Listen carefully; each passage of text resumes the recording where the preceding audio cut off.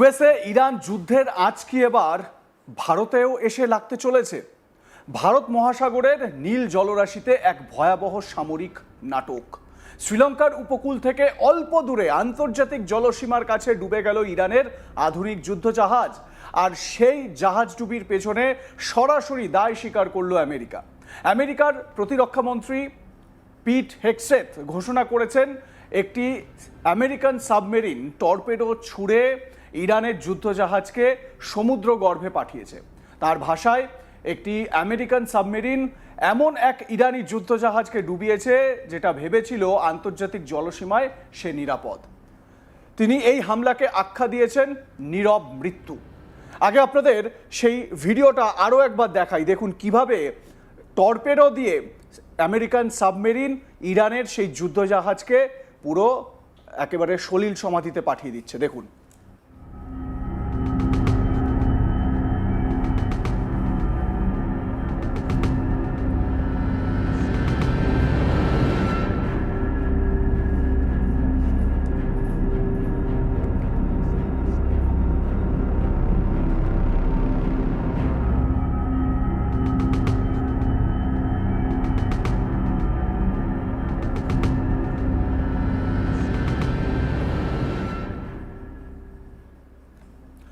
এবার আপনাদের শোনাবো আমেরিকার secretary of war Pete Hegseth, মানে আগে যেটা সেক্রেটারি অফ ডিফেন্স ছিল সেটা এখন আমেরিকা করেছে secretary of war.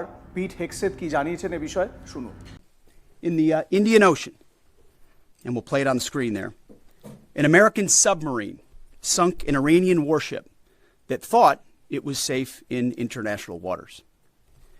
Instead, it was sunk by a torpedo. Quiet death. The first sinking of an enemy ship by a torpedo since World War II. Like in that war, back when we were still the War Department, we are fighting to win. এই ঘটনায় প্রায় 150 নাবিক নিখোঁজ, বহু দেহ উদ্ধার হয়েছে, কিছু জনকে জীবিত উদ্ধার করা গেছে। শ্রীলঙ্কার নৌবাহিনী জানাচ্ছে বিস্ফোরণের শব্দের প্রায় কয়েক মিনিটের মধ্যেই জাহাজটি তলিয়ে যায়। সমুদ্রের বুকে ভেসে থাকে শুধু তেলের স্তর আর ধ্বংসের চিহ্ন। ডুবে যাওয়া জাহাজটির নাম আইরিস ডেনা। এটি ইরানের নৌবাহিনীর মৌজ শ্রেণীর আধুনিক ফ্রিগেট। অত্যাধুনিক রেডার ব্যবস্থা, surface two air missile, anti sheep missile, কামান, মেশিনগান ও টর্পেডো লঞ্চার সব মিলিয়ে এটি ছিল ইরানের সমুদ্র শক্তির অন্যতম প্রতীক।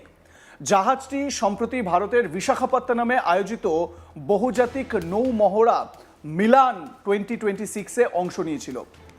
ওই মহড়ায় 74টি দেশের নৌবাহিনী অংশ নেয়। মহড়া শেষে ইরান ফেরার পথেই এই মর্মান্তিক পরিণতি। শ্রীলঙ্কার বিদেশমন্ত্রী ভিজিতা হেরাত সংসদে জানান, বুধবার ভোর 5:08 শ্রীলঙ্কার কোস্টগার্ড একটি বিপদ সংকেত পায়। জাহাজে তখন প্রায় 180 জন নাবিক ছিলেন। বিপদ সংকেত পাওয়ার সঙ্গে সঙ্গে সকাল 6টার মধ্যে একটি নৌযান এবং 7টার মধ্যে দ্বিতীয় নৌযান ঘটনাস্থলের দিকে পাঠানো হয়। আন্তর্জাতিক সামুদ্রিক অনুসন্ধান ও উদ্ধার কনভেনশনের স্বাক্ষরকারী দেশ হিসেবে শ্রীলঙ্কার দায়িত্ব ছিল দ্রুত সাড়া দেওয়া বা প্রতিক্রিয়া দেওয়া। শ্রীলঙ্কার নৌবাহিনীর মুখপাত্র বুধিকা সাম্পাথ জানান, উদ্ধারকারী দল পৌঁছানোর আগেই জাহাজটি ডুবে যায়। সমুদ্র থেকে 32 জনকে জীবিত উদ্ধার করা হয়েছে। এছাড়া অন্তত 87টি দেহ উদ্ধার করা হয়েছে। নিখোঁজ রয়েছেন আরও অনেকে। উদ্ধার কাজ এখনও চলছে। ঘটনাস্থলটি শ্রীলঙ্কার আঞ্চলিক জলসীমার বাইরে হলেও তাদের অর্থনৈতিক অঞ্চলের মধ্যে গাল শহর থেকে প্রায় 44 নটিক্যাল মাইল দূরে। আমেরিকার সেক্রেটারি অফ স্টেট বলেন, মঙ্গলবার গভীর রাতে এই আঘাত হানা হয়। পেন্টাগন একটি সাদা কালো ভিডিও প্রকাশ করেছে যেখানে দেখা যাচ্ছে একটি মার্ক 48 হেভিওয়েট টর্পেডো সরাসরি ফ্রিগেটটিকে আঘাত করেছে। বিস্ফোরণের সঙ্গে সঙ্গে সমুদ্রের জল উঁচু হয়ে ওঠে। দেখতে পাচ্ছেন সেই মুহূর্তের ভিডিওটি। কয়েক মুহূর্তের মধ্যে যুদ্ধজাহাজটি নিয়ন্ত্রণ হারিয়ে তলিয়ে যায়। মার্ক 48 টর্পেডো আমেরিকার সাবমেরিন বাহিনীর অন্যতম প্রধান অস্ত্র। গভীর জলে অত্যন্ত নিখুঁতভাবে লক্ষ্যভেদ করতে সক্ষম। দেখুন সেই সময়ের ভিডিও যখন এই মার্ক 48 টর্পেডো আঘাত করে ইরানের ওই যুদ্ধজাহাজে।